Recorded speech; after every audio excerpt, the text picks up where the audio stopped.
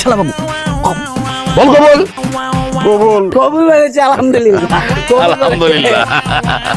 এই বন্দুক নে, মিষ্টি আইনা খাওয়াই দে সবাই রে। আমার ছেলে কবুল ঘরের মেয়ে তুমি।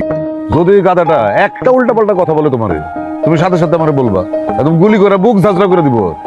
জি আপু যাই।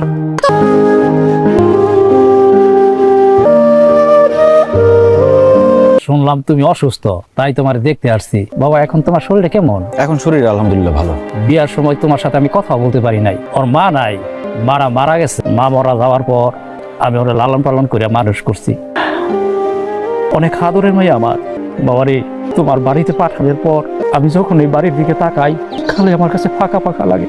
আমি সব কথা ওর কাছে বলতেও পারি না। বাবারে, ও আমার খুব আদরের মাইয়া। আমার কাছে বাবা আমার অনুরোধ, তুমি আমার মায়াটারে কোনোদিন কষ্ট দিও না।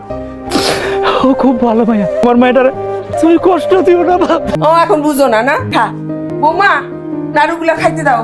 নাড়ু মানে বুঝলাম না। সরি, আমার কাছে আমি মিথ্যা কথা বলছি।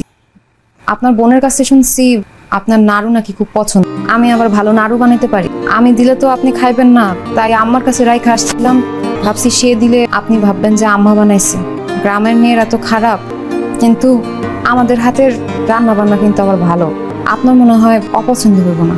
আমি তো আপনাকে খারাপ বলি নাই, আমি তো বাসারাতেই বলছি আপনার আমার বেড়ে ওঠা আলাদা।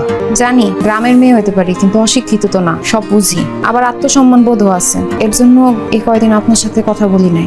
আপনি আমার সাথে সংসার করতে না চাইলে আমি আপনারা জোর করুম না।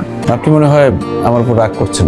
আপনার কিছু করতে হইব না। তো আমি আপনার একটা কথা জানাই রাখি, আমি এই বাড়ি ছেড়ে কোথাও যাব না। আপনি শহরে চলে যাবেন, আমি আপনার ডিভোর্স দিয়া অন্য কাউরে বিয়ে করব। আমাদের মতো গ্রামের মেয়েদের জন্য ব্যাপারটা তো সহজ না। আর তাছাড়া আপনার বাড়ির মানুষজন অনেক ভালো, তাদের আমি খুব পছন্দ করছি। আমি